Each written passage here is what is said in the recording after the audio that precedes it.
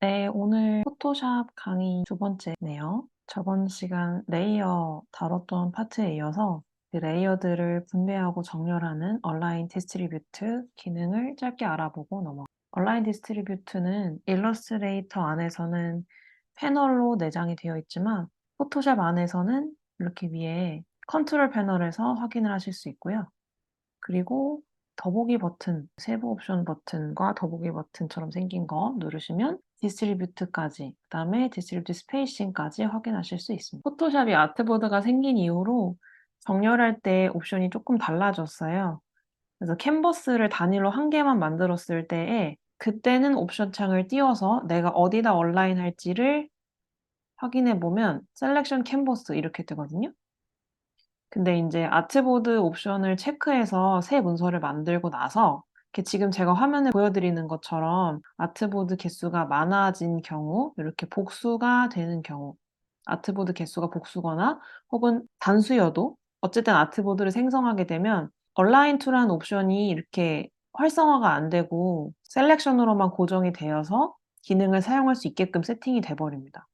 그래서 그 두 가지 차이점을 오늘 간단하게 살펴볼 건데 캔버스 단일로 하나만 만들었을 때 고때 얼라인과 아트보드 만들었을 때의 얼라인 중에 아트보드 만들었을 때의 얼라인을 먼저 보고 그다음에 캔버스로 넘어가서 살펴보도록 할게요.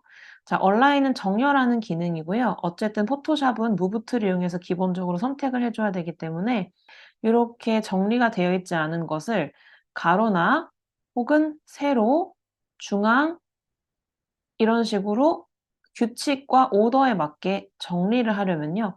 얼라인이라는 기능을 써야 하고요. 그때는 모든 레이어를 드래그 한 다음에 얼라인, 컨트롤 패널의 얼라인, 세부 옵션 눌렀을 때의 얼라인 동일한 건데요. 고것들 중에서 원하는 정렬 상태 값을 클릭. 뭐 상단 정렬, 하단 정렬, 좌측 정렬, 우측 정렬. 정렬의 이름 따라 상단이면 가장 상단에 있는 애한테 붙을 거고요. 하단이면 가장 하단에 있는 애한테 붙겠죠. 왜냐면 셀렉션, 얼라인 되는 기준 자체가 내가 선택한 레이어를 기준으로 하기 때문에 선택한 것들의 기준점이 되는 레이어에 맞춰집니다. 자, 이제 그런 옵션들을 조금 더 수월하게 이해하기 위해서 오른쪽으로 넘어가서요. 위에 있는 샘플처럼 실제 정렬이 되는지 제가 적어 드린 옵션에 대한 설명들을 보면서 한번 확인해 보도록 하겠습니다. 드래그 하시면 되는데요. 드래그 하실 때 이 까만 박스까지 같이 드래그를 해 주셔야 됩니다. 왜냐하면 어쨌든 이 까만 박스가 요 4 개의 레이어 중에 가장 범위, 부피가 큼으로써 사방을 다 둘러싸고 있기 때문에 결론적으로 어느 방향으로 정렬을 하든 얘가 기준이 될 거예요. 그래야지만 요렇게 결과값이 나오기 때문에 하나씩 하나씩 드래그 하시면서 할 때 요 4 개를 다 선택할 수 있게 드래그를 해 주시면 되는데 드래그를 할 때 저는 일러스트레이터랑 다르게 바운딩 박스가 보이지 않는 것이 불편합니다라고 하시는 분들은 드래그 하시고 나서 요 위에 Show Transform Contour을 보시면 체크 박스가 있어요. 그거 체크하셔서 내가 어느 부분을 제대로 드래그 했는지를 레이어 패널을 확인하지 않고도 확인하실 수 있습니다. 레이어 패널에서 확인하고 싶어요 하시면 이 레이어에 밝은 회색으로 불이 들어오는 부분을 여러분들이 체크하시면 되세요. 저는 일단 Show Transform Control은 켜 놓고 한번 해 보겠습니다. 자, 그 상태로 선택이 됐다는 게 확인되면 왼쪽 가장자리 좌측 정렬, 드래그, 수평 중앙, 세로 중앙 정렬이죠. 오른쪽 가장자리, 위쪽 가장자리, 가로형 정렬이죠. 얘는 수평형 중앙, 얘는 아래 가장자리. 요런 식으로 결과값이 위와 동일해집니다. 자, 그리고 디스트리뷰트는요, 분배예요. 분배는 아까 저희가 위에 봤던 얼라인이랑 다르게 3개 이상의 레이어가 선택이 되어야지 실행이 가능합니다. 왜냐하면 2개의 레이어만 있다고 생각해 보세요, 한번. 그렇게 생각해 봤을 때 레이어가 2개면 그 2개의 레이어 사이에 가져지는 간격이 개수로 치면 1개밖에 없죠. 근데 만약에 레이어가 총 3개예요. 간격이 그러면 총 2개 생기겠죠. 그래야지 저희가 분포라는 옵션을 이용했을 때 같은 양의 분포값을 가지고 통일감 있게 레이어를 정렬할 수 있기 때문에 분포는 무조건 3개 이상의 레이어가 다중 선택이 되어야지만 실행이 가능합니다. 그래서 이런 식으로 같은 이거 11픽셀이라고 가정한 거예요. 같은 픽셀 값으로 벌릴 수 있다고 생각하시면 되겠습니다. 자, 얘도 예제를 한번 볼게요. 오브젝트 레이어가 네모, 하트, 별 이렇게 3개이기 때문에 일단 조건상은 맞죠. 그리고 얘는 까만 색깔 박스가 활성화가 되어 있지 않기 때문에 이 3개 가지고 분배를 하도록 할 겁니다.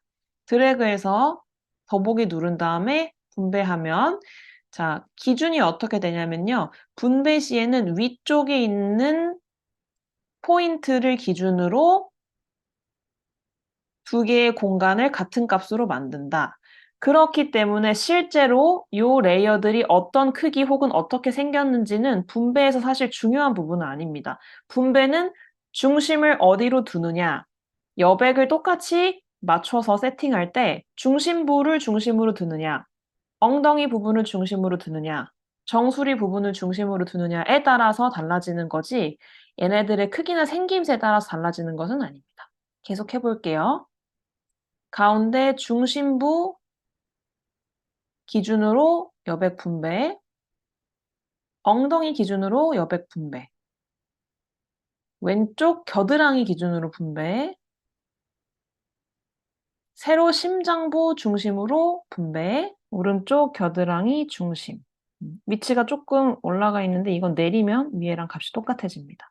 자, 여기까지가 크기랑 모양 상관없이 기준점을 중심으로 분배, 레이어와 레이어 사이 여백을 동일하게 나누는 작업을 도와주는 그런 기능이었고요.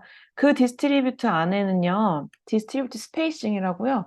생김새나 크기에 영향을 받아서 그것들을 그대로 읽은 후에 직접적으로 그 크기를 적용하고 그 사이사이 간격을 동일하게 맞추는 그런 분배 옵션이 있습니다. 걔도 한번 위에 있는 샘플처럼 동일한 간격을 가지고 여백이 만들어지는지 사이 간격이 만들어지는지 한번 해볼게요. 드래그하고 더보기 디스트리뷰트 스페이싱 똑같이 나왔죠 간격 드래그하고 세로 디스트리뷰트 스페이싱 이렇게 간격을 동일하게 만들어 주시면 됩니다. 그 다음은 캔버스 1개 단일로 만들었을 때 새 문서 만들기에서 아트보드를 선택하지 않고 문서를 생성했을 때 나오는 온라인 옵션인데요. 자, 드래그해서 더보기, 캔버스에 맞추기, 셀렉션에 맞추기. 앞서 봤던 아트보드 내에서의 온라인은요. 1개만 선택하면 자동적으로 아트보드가 중심이 됩니다. 그래서 싱글로 선택하면 아트보드에 붙어요. 근데 캔버스는 드래그 했을 때도 셀렉션을 할지 캔버스에 할지를 결정할 수 있게 옵션을 제공해 줍니다. 캔버스로 하면 다 캔버스 쪽으로 붙고요. 셀렉션 하면은 그들 중에 왼쪽 가장자리에 있는 레이어로 붙겠죠. 그래서 그렇게 옵션의 비활성화, 활성화되는 부분이 달라진다는 게 제가 아래쪽에서 설명드리고 싶었던 부분입니다. 그래서 문서의 형태를 달리해서 생성했을 때 이렇게 차이점이 조금씩 생길 수 있는 부분들이 몇 가지가 있는데요. 그 중에 하나가 온라인 디스트리뷰트라는 옵션을 쓰는 이제 그런 파트가 되겠습니다. 그래서 요거는 미적으로 뭐가 더 아름다워진다든지 그런 건 아니지만 레이어를 깔끔하게 정리하고 이미지를 나열하고 정돈시킬 수 있는 그런 기능이기 때문에 특히나 여백을 잘 맞춰야 하는 작업을 하실 때 용이하게 사용할 수 있는 기능이겠죠. 네. 자, 오늘은 온라인 디스트리뷰트 정렬과 분배에 대해서 알아봤고요. 저희는 또 다음번에 다른 주제 영상으로 만나도록 하겠습니다. 듣느라 고생하셨습니다.